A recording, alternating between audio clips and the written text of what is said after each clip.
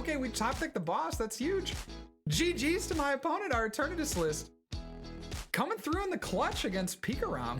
Eternatus is among the best decks of this format, and I personally would put it in my top 2 right now. I think its combination of power and speed and consistency allow you to win a number of matchups, and I'll go into a little bit more detail here in these next couple of games. Let's take a look at Eternatus. Welcome back to the channel, Little Flexers. Thank you so much for clicking on today's video. We have the competitive deck in my top 2 decks right now alongside Blacephalon Eternatus. I think with the decline of Lucario Melmetal, Eternatus is just poised to be back on top. We're also seeing a general reduction in the amount of hammers that are being played. Of course, you have Pikaram and some Mewtwo Lightning variants that are still playing hammers, but on the whole, hammers have really found their way out of decks like Eternatus, out of other random decks, and so I feel like Eternatus VMAX is poised once again to dominate this meta.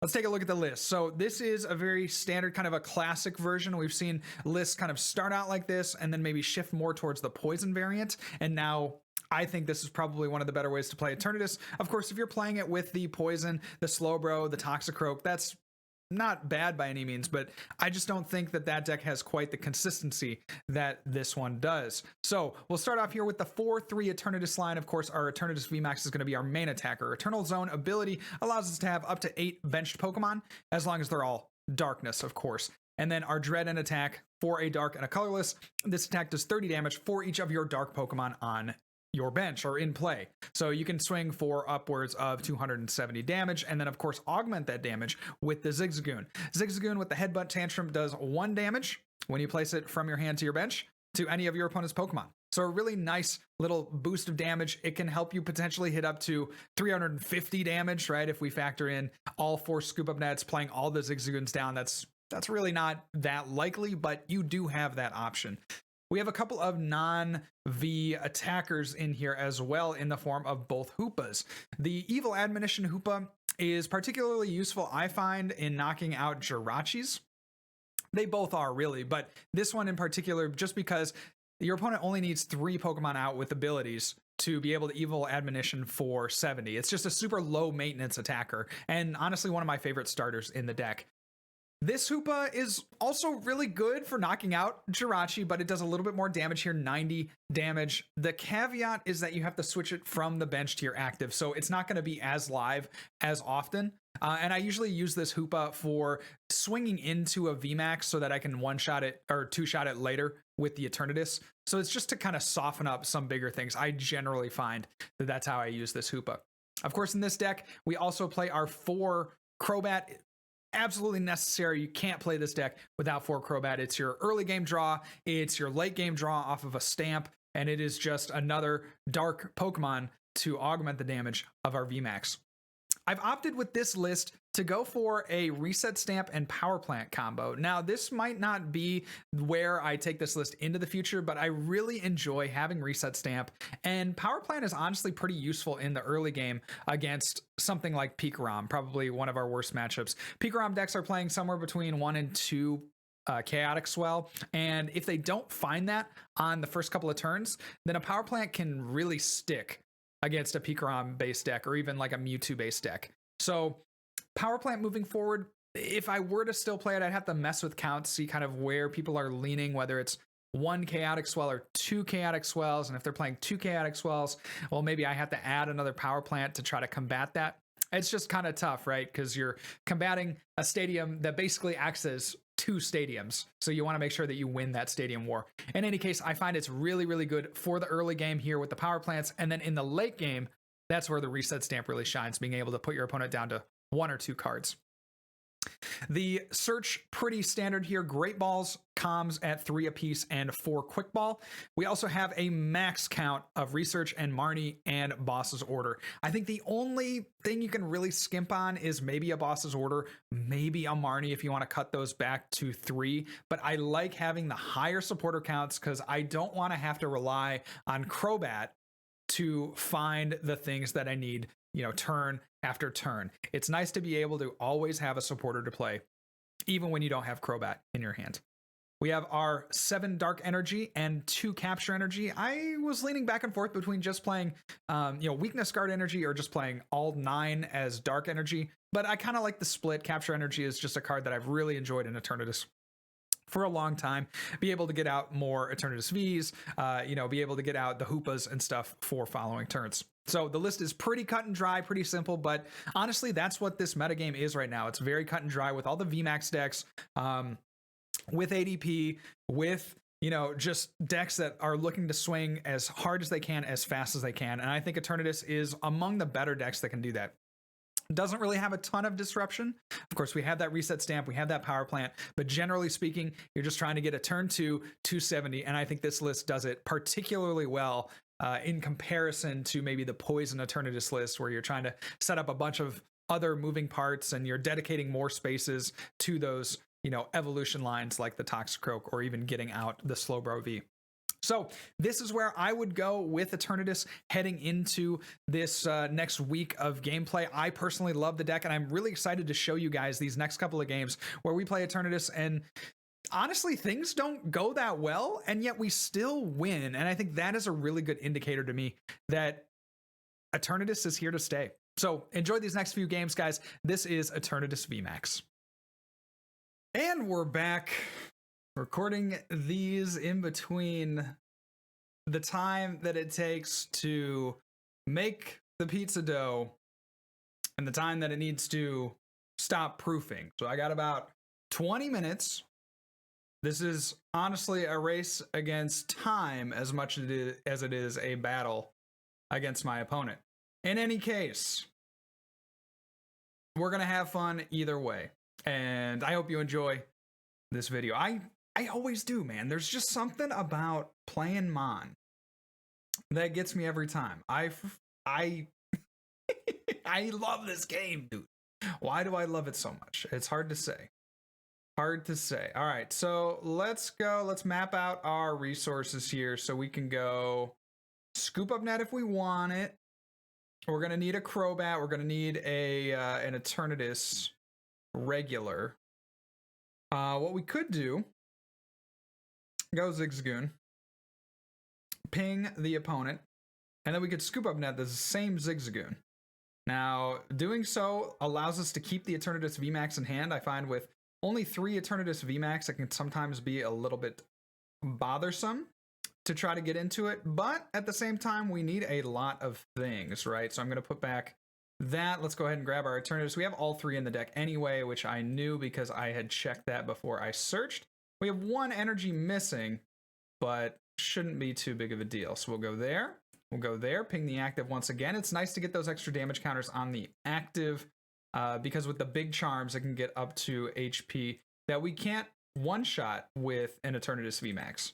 So then we'll grab the Crobat. We're really just looking for an energy. If this is straight Pikaram, yikes. If this is straight Pikaram, then they will likely play Crushing Hammer, but not going to be the dream for us today here.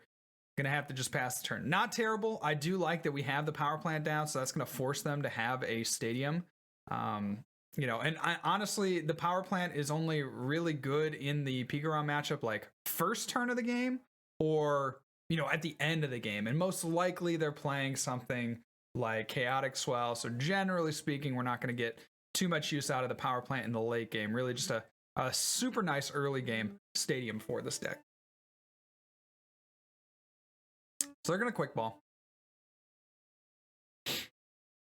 And likely look for a Bolt Hunt, I would imagine. Again, we're not sure if this is Mewtwo, Pika, or just straight up Pika. There's that Bolt Hunt. Will they find a switch? See that Speed Lightning Energy drawn 2 cards. Tapu Koko got a quick ball. Okay. They can go for a Crobat. Yep, we do see that Crobat. Of course, you can play Crobat under Power Plant.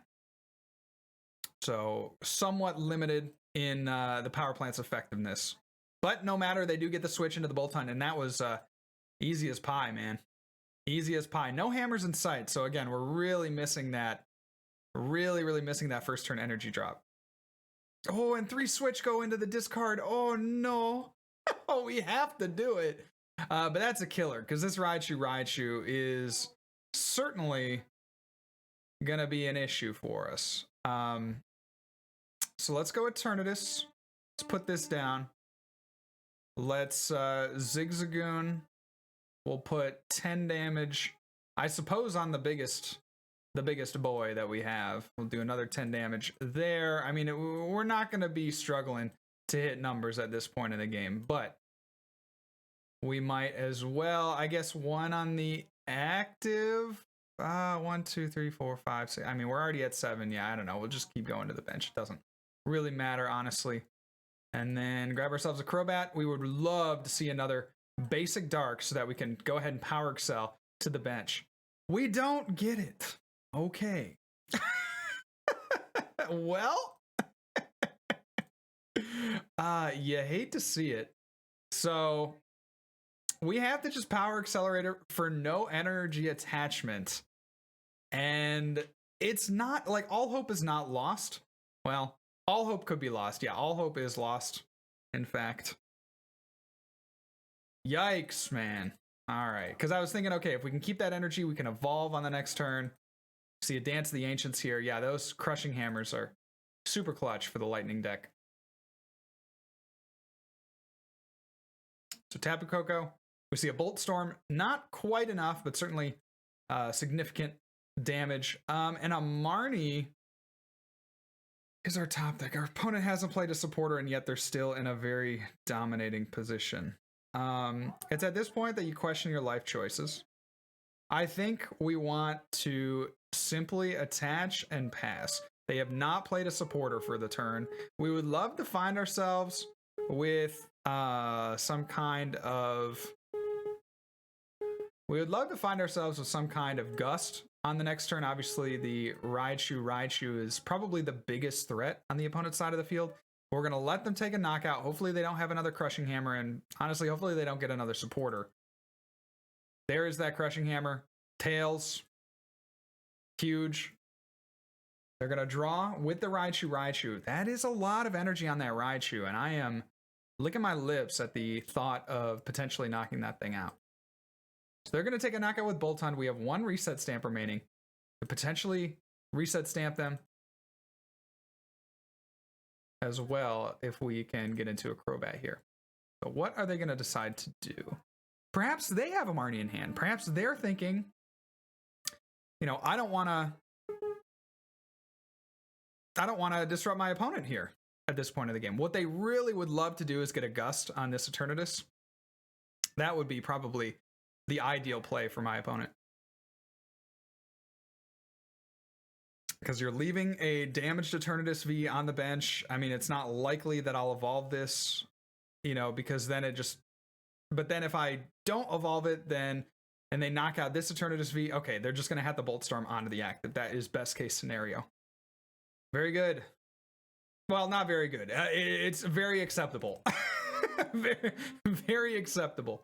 Okay, so we would love to see a Crobat. Yep, we do get one. There's the Crobat. We can go with another Eternatus V, I think. Let's put back one of these Admonitioners, and it's probably going to be this Hoopa, the most versatile of the Hoopas for us. Let's quick ball away the other Hoopa, and then go in with a Crobat. Now, at this point, I don't mind Marnieing, but we would love to see that boss, and we do get it. So, boss... We'll go ahead and Scoop Up Net Zigzagoon.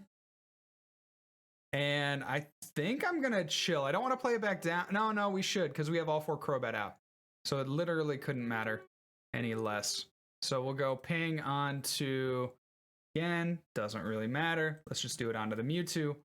And we'll Dread End. So that's knockout there on the active. And we'll take our 3 prizes. So now we're just looking, we have boss in the prizes as well. So we could be Reset Stamp, a great card too. If my opponent decides to maybe gust around the active Eternatus, then that certainly is, very viable for us, right? To play a Reset Stamp if they try to gust up a Crobat. Maybe they go Gust. Like, that's a very good play for my opponent. What we need to make sure we do is always be thinking about our switch, because that's going to be imperative here to this Mewtwo. That is going to be what they want to do. is use the Paralyze on the Raichu, of course.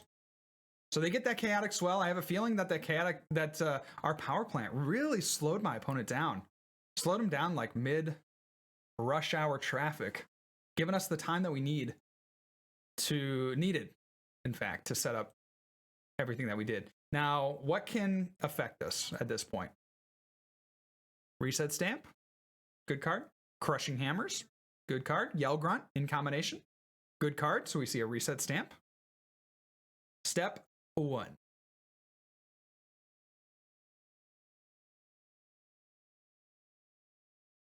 And likely we'll see a Bolt Strike. If I had to guess, and we would love to draw into one of our many supporters still left in the deck. Of course, we have a lot of Marnies left. We have a couple of Research left in the deck. And honestly, a Boss would win us the game, right? So we'd love to just rip Boss off the top, but we only have, I believe, 1 remaining because we have 1 prized. I don't think we got it. Yeah, we have 2 in the discard. So 1 in 20 chance of ripping a Boss here. We do see the Boss's orders from my opponent. Gonna go after this Eternatus V. Wrong move, buddy. Wrong move. Well, or is it the right move? Okay, hear me out. Do we let them take a KO? We could switch, but the problem with the switch here is that they come up and they do a Raichu and a Alolan Raichu attack.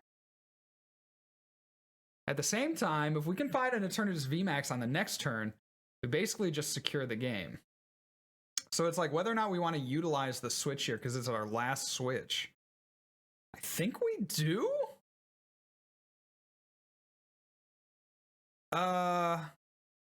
Yeah, I think we do, because what's the route, right? They attack into us, they knock us out, and then we still have to go through the Bolt Hunt, and they can still Mewtwo and Mew, or just gust up something to win. So I think we have to switch, unfortunately. We'll go switch here, knock out the active. That'll reduce the amount of things that they can do. Let's go ahead and Scoop Up Net a Zigzagoon. We'll play it right back down to, again, thin our deck, and then we'll go Dread End. Okay, so we're going down to 1 prize, a really scary position to be in, but you got to do what you got to do. We get a draw supporter off of the prizes. That is huge, because if we can find another Eternatus VMAX and they can't get rid of our energy on the bench, I think we have an outside shot to win the game, despite having such a horrible start with no turn 1 energy attachment, no acceleration via the power accelerator. We just want Eternatus VMAX, and I think I'm going to be happy to play this Research, to be honest. They might have also whiffed an energy. We see an energy attachment to that Crobat, and that's not going to be good enough. They're going to switch into the Mewtwo and Mew and maybe do a Dedenne GX play. Are we going to see a Tingly return? Static Shock, but that's pretty much game. We top deck the Boss. That's huge. GG's to my opponent, our Eternatus list. Coming through in the clutch against Pikaram. Insane top deck there. That was great. Game 1 going quite favorably for us. It's like a fine eatery, I would compare Eternatus to. You know, you sit down, the food, it was a little late, but it came, and when it came, it was delicious. I know how that sounded for you adults. In any case, on to game number 2. Risotto 1009 is our next victim with our Eternatus deck. I like Eternatus' position in the meta right now. I like that it generally is favored against tag teams.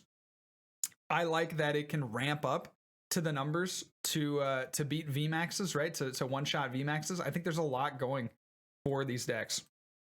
I like that it has built-in energy acceleration in the form of the Eternatus V. It's not very consistent in that way, but it's still an option that you have. I like that it can play a multitude of different packages. You could go the poison route, which is really nice if you're expecting Lucario Melmetal, but since we don't really have a ton of Lucario Melmetal, the poison route is only really good against Centiskorch, and I kind of see that deck on the decline as well. So all around, solid deck with a ton of solid matchups right now. Can really beat just about anything, I would say, aside from something like Blacephalon. Probably as close to an auto loss as this deck has, although you can definitely cheese with things like this Hoopa. You can knock out a Jirachi pretty easily. You can knock out, with this Hoopa especially, you can knock out a Jirachi pretty easily. You can do a few other things that are kind of cute. So the question will be, do we go for a swing on the Jirachi? Am I really willing to not attach to an Eternatus V in order to get the Hoopa out? We see a Chaotic Swell for my opponent. And I wonder what they are playing. But it's funny, I was saying like Eternatus, Blacephalon. These are my top 2 decks. And what did we see at the Full Grip Online series? Eternatus and Blacephalon, the 2 decks in the finals. Pretty crazy stuff. So Pokémon back into the deck. We should get an idea of what they're playing. Okay. Maybe not quite yet. It can't be Centiskorch. It can't be... It's Dragapult. All right. So this really indicates to me that we want, more than anything, an energy onto... Well, we could take a knockout here with this Hoopa.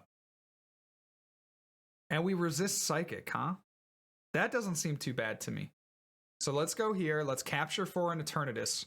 Since we're taking a knockout, I feel very comfortable making this play. I don't want to put too many other one prizers on the bench, but I think in this instance I will. And then I'll go with a Crobat for 2. We have a pretty good hand here. I like what I'm seeing with the Eternatus VMAX. Let's go Evil Admonition. Perfect math on that Jirachi. Take our first prize of the game, and I can't see us at this point losing the game. What I would like to see is my opponent come up with the Dragapult. We are going to go ahead and Scoop Up Net the active, and then attach our capture to the Eternatus V. We'll get out another Eternatus V, and then Power Accelerate an energy onto it. That's my thought process for the next turn, assuming we don't get Marnie to reset stamped or something like that. No sooner do I say the words reset stamp than it comes out. I feel like this was exactly the same in that last game. Like I was like, well, the only thing that could really hurt us here is a reset stamp, and then boom, it comes out. It's like I manifest it into the world. So there's that Dragapult V coming up. Do we see a VMAX? I guess they don't technically need a VMAX. Jet Assault could do 120 damage, but still not enough for a knockout. I suppose they could think that, we would hit into them, but of course with that Horror Psychic, if we did that with the Hoopa, we would take damage as well. There's a Primate Wisdom. Dragapult VMAX? No Dragapult VMAX, eh? Alrighty then. Well, what do we have here? So, let's Scoop Up Net. I mean, saving this Hoopa is pretty good, because this is gonna, hit at least 100 damage. We really don't need it per se, but still certainly something that we like to have. Let's go ahead and Scoop Up Net that. And what I want to try to leverage here is I would like to try to get out an Eternatus V with another energy. So we have that play as well. Let's go discard the boss, grab an Eternatus, and then I would love to attach an energy. There's really no way for them to disrupt us at this point. And if we do draw into an energy, we've already played our 1 capture energy. We have 1 more capture energy. So if we draw into another energy, it's going to be a basic, most likely. We do see that basic.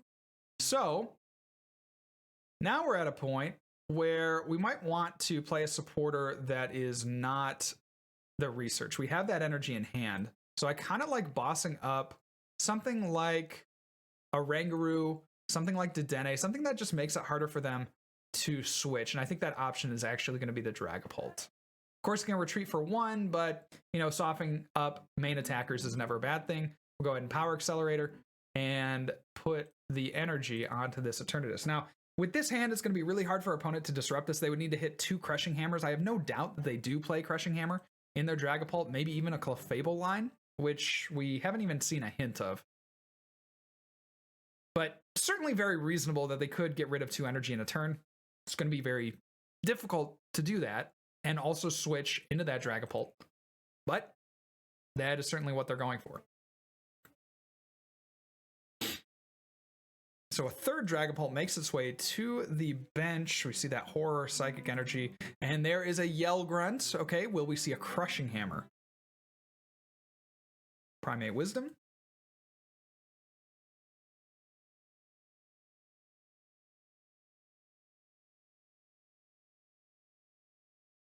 And a Switch. And a Dedenne. Okay, so now they have, let's just do our math. They have 3 Pokemon with abilities. Go in the Crushing Hammer. They have 3 Pokemon with abilities. Evil Admonition is going to do 70, 140 damage to the active. So we could actually just take a knockout on this Dragapult if we wanted to. Which, to be honest, doesn't seem entirely terrible. Aside from the fact that we don't have energy attached, I think we need to start going in. So we'll go with this Eternatus. We'll switch. We will research. And then, yep, there are our energies. So we'll go ahead and Power Accelerator. Of course, we're taking some damage, but it's certainly worth it to get another Eternatus V powered up, as there's no way they're going to be able to one-shot this Eternatus. So we have 3 boss in the discard pile. 3 boss in the discard pile. We could have taken the knockout there on the Dragapult with our Hoopa. Might have been something to consider. But, you know, I don't know that it's that necessary. They would need to get pretty lucky with hammer flips. Of course, we're reaching that point where, you know, they probably play 1 Team Yell Grunt. They have 1 Crushing Hammer down, so they would need to find their other Crushing Hammers, and they would need to be successful for them to have a serious impact on the game. Still have yet to find a Dragapult V, which is pretty concerning if I'm the opponent. See an Air Balloon on the active, likely going to go into this Dragapult V if I had to guess. Again, those Horror Energies are going to add up real quick in terms of damage. Scoop Up Net on the Guru and play it back down. So they might be missing energy? Missing? Okay, no, we do see that supporter. I meant supporter, not energy. So Professor's Research. See the evolution into the Dragapult VMAX. And we wait with bated breath as they decide to Max Phantom? No. Not yet, sir. Not yet. Okay. They have 2 prime targets for a Guzma here. We could Guzma up with the Hoopa, one of these 2, and take our last 2 prizes. Certainly my opponent is in a pretty good position, all things considered. They're playing something. They're playing a deck that, you know, is weak, right? Is weak to dark, and yet they command our board pretty well. We would love to see 2 Eternatus VMAX, I think. Certainly not super necessary. We'll see the position that our opponent tries to put us in on this turn. So they're going to go ahead and switch into the Jirachi. See a Crushing Hammer. Oh, this would be terrible. Heads. Heads on the active. Oh, and that's going to do that. Okay, well, let's go here. Let's go Crobat. We could go Zigzagoon. I think we don't want to attack is the thing. So let's go switch.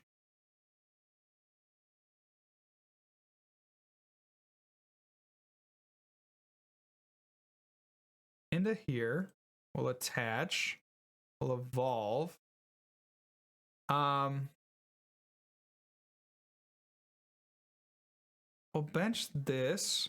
And then I actually just don't think they have much of anything. Let's put damage there on that Dragapult. Let's go here. I'm gonna discard the Marnie. I don't think they have a supporter. Although, did they play a supporter on the last turn? They might have played the research. I'm just forgetting there. Struggling to remember. Okay. We see another Eternatus VMAX, but we don't necessarily need it at this point. I think I'm just gonna pass. We can save the comms for a Crobat on the next turn, and we're just gonna chill. Take that pass. We got the Scoop Up Net. We can get into the Eternatus VMAX. What we want to have happen is this Eternatus VMAX to not take much damage and to survive one turn where we can get 2 energy on it. Because at that point, we're just looking at a 50-50 on the Crushing Hammers. So there's a Marnie. Again, it's like no sooner do I say something that the hand disruption comes out. So there's that Marnie. My opponent playing admirably, doing a really, really nice job trying to combat what we have going on. Okay, so here's where we are. At this point, we want to just continue to attach to the Eternatus. Yo, we get the Scoop Up Net, that's okay. Not bad, and we get a Crobat V as well. So we can we can attach. We can attach. We can Crobat. We have Power Plant. Now we are looking for our last Gust. But we could, let's see, they swing into us for 130. I don't think, so we're in a weird game of chicken here, where I'm looking for my last Gust, if I even have one. And yeah, we do have a Gust left. Okay. That's really good to check. So at this point, we'll pass. We want to get this thing loaded with as many energy as possible and force them to have Gust first, bringing up the Dragapult VMAX. So they counter our stadium with the Chaotic Swell.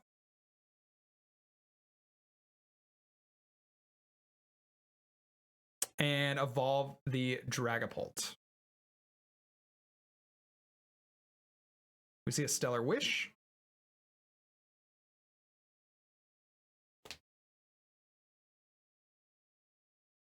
And grabbing a Pokecom. Okay, resources are running low for my opponent. They're down 3 Scoop Up Net. They're down Reset Stamps. They're down 2 Crushing Hammer and a Yell Grunt. And they've just played a Research, 2 cards left in the deck. So really, really, like low resources for my opponent. And they're just going to have to pass. Okay. We can go here. I think we're fine to Marnie. We also want more resources. So I think at this point, it does make a lot of sense to go ahead and Marnie. Because we want to find our bosses, if we can. And energy, honestly. And energy. So we see an Evil Admonition that will take a knockout. There we go. Very good. I'm going to save that Scoop Up Net for the active, because they can't get a one-shot on the active. And they have 4 cards left in deck. All right.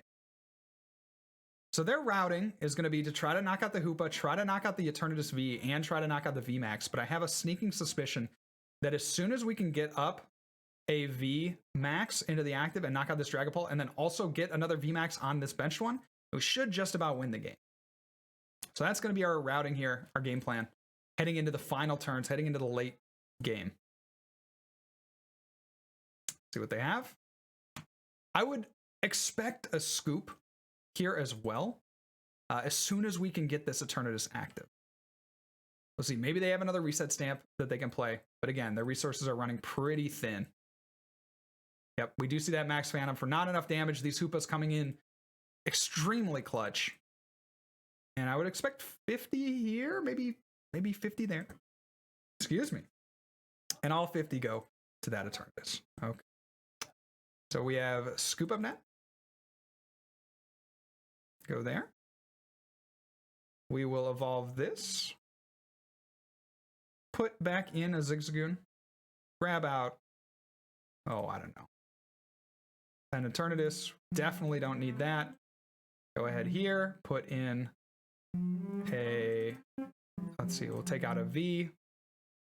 And then we'll go with the research. Of course, plenty of cards left in the deck. And all we really want are, yo, do we just win?